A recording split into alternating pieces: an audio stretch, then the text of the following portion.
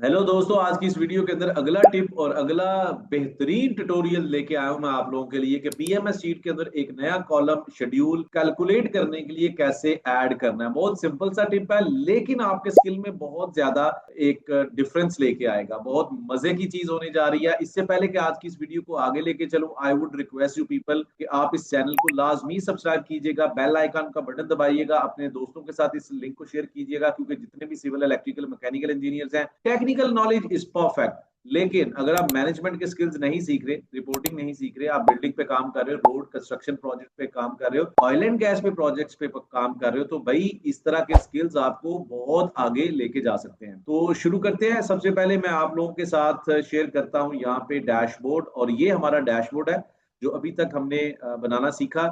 और यहाँ पे आपने एक काम क्या करना है कि के कॉलम जो है उसके नीचे डाटा डेट लिखते हैं, और यहाँ पे जी को अभी तक आपने अगर ये नहीं ऐड किया कॉलम जिसके ऊपर मैं आज फॉर्मूला लगाना सिखाऊंगा आपको, शेड्यूल ड्यूरेशन का कॉलम एक ऐड कर लें। ठीक है। और इस शेड्यूल ड्यूरेशन के कॉलम को हम क्या करेंगे, इसका फायदा क्या होगा। देखो, हम यहाँ पे कोई भी डेट लिखेंगे। अभी के लिए हम यहाँ पे एक डेट डिफाइन कर लेते हैं, और ये डेट होगी प्रोजेक्ट की फिनिश डेट 30 मई 2025 अभी के लिए। ठीक है। ये हमारी डाटा डेट होगी। अब कल को अभी थोड़ी देर तक जब फॉर्मूला इंप्लीमेंट हो जाएगा, मैं इस डेट को जैसे ही चेंज करूंगा तो मुझे यहाँ पे इंफॉर्मेशन मिल जाएगी कि मेरा प्रोजेक्ट जो है वो कितना टाइम ले चुका है। राइट। सो इस तरह का जो सिस्टम है वो पीएमएस के लिए इंतहाई इंपॉर्टेंट है। लेकिन इसके लिए फॉर्मूला क्या लगेगा, तो यहाँ पे फॉर्मूला जो लगाना है वो यहाँ पे मैं आपके साथ शेयर कर देता हूँ। देखिए, के को मैंने डिसाइड कर लिया, डाटा डेट है। डाटा डेट चेंज हो सकती है, चेंजेबल है, आप कभी भी उसको चेंज करेंगे। ये जानने के लिए डाटा डेट वो होती है जहां जिस डेट तक का आपको डाटा रिक्वायर्ड है, उसको हम कट ऑफ डेट भी बोलते हैं, डाटा डेट भी बोलते हैं। तो फॉर्मूला जरा समझने की, लॉजिक समझने की कोशिश कीजिएगा। पहले हम लॉजिक बनाएंगे एक्सेल के अंदर कि अगर मेरी वो data date is lesser than start date, मतलब कि अगर मेरा प्रोजेक्ट स्टार्ट ही 7 अक्टूबर से हो रहा है और डाटा डेट मैंने वहां पे डाली है 5 अक्टूबर, तो मुझे वहां पे जो ड्यूरेशन वाला कॉलम है वहां पे 0 डेज मिल जाए। बिकॉज ये लॉजिक ही नहीं बन रही। अगर मैं मेरा प्रोजेक्ट ही अभी स्टार्ट नहीं हुआ, डाटा डेट 5 अक्टूबर है और project is going to start from 7 October, तो मुझे 0 वैल्यू मिल जाए, क्योंकि there is no calculation as per the logic. Right.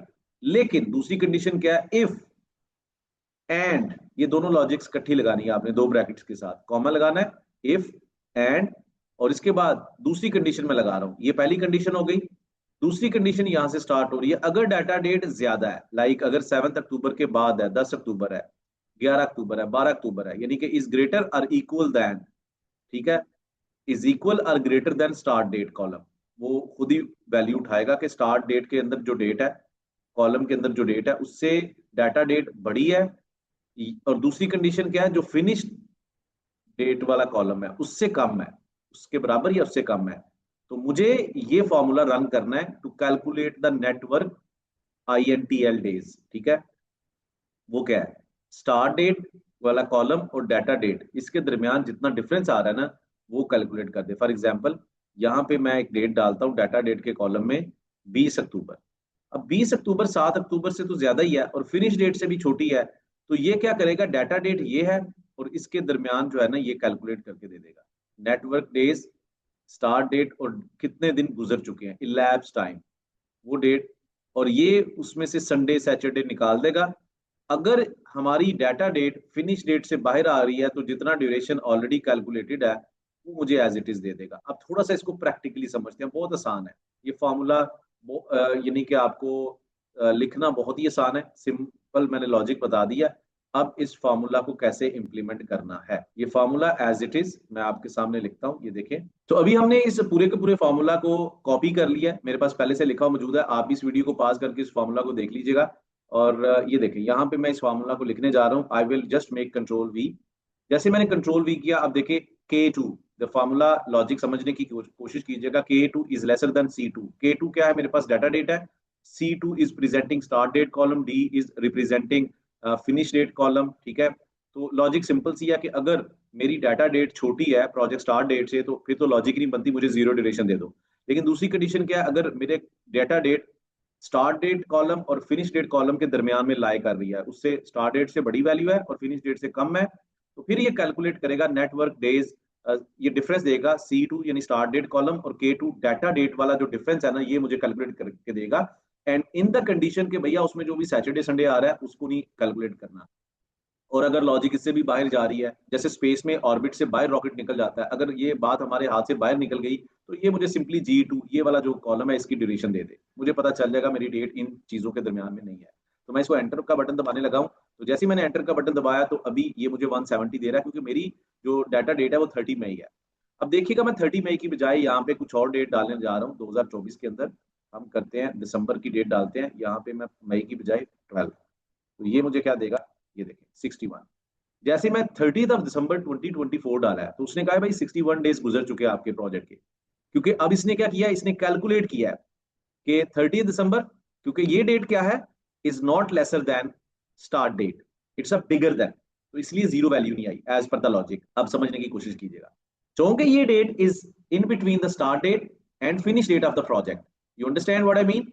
तो इसने क्या किया, आगे वाली जो कंडीशन है वो रन की है, network INTL days, start date and data date के दरमियान कैलकुलेट करके उसने वीकेंड डेज जो है वो एक्सक्लूड कर दी है और मुझे वैल्यू दे दिया। अब अगर यहाँ पे मैं डालता हूँ यार जनवरी की कोई डेट, ये देखें, और यहाँ पे मैं कह देता हूँ कि यार 2000 ये पहला महीना है, ठीक है, वो ठीक है, 84 डेज गुजर चुके हैं। So this is very important column for us to calculate our futuristic progress. अब इसको हम थोड़ा सा एब्सोल्यूट वैल्यू करते हैं, क्योंकि हमें K2 जो वैल्यू है उसको एब्सोल्यूट करना है। तो यहाँ पे हम एब्सोल्यूट कर देते हैं K2, क्योंकि K2 is remain same for every single thing. Before dragging it down I need to make it fix, right. तो यहाँ पे ये देखें, ये हमने फिक्स कर दिया। अब इसको नीचे लेके चलते हैं और इसको नीचे ले जाके ये देखें, ठीक है। और यहां से हम क्या करेंगे, ठीक है, फिल विदाउट, यहाँ पे उसके मुताबिक उसने दे दिए डेज, ठीक है, 30 जून के हवाले से, ठीक है। द फॉर्मूला इज सेम, कितने दिन बाकी as per their requirement, days कितने बाकी है।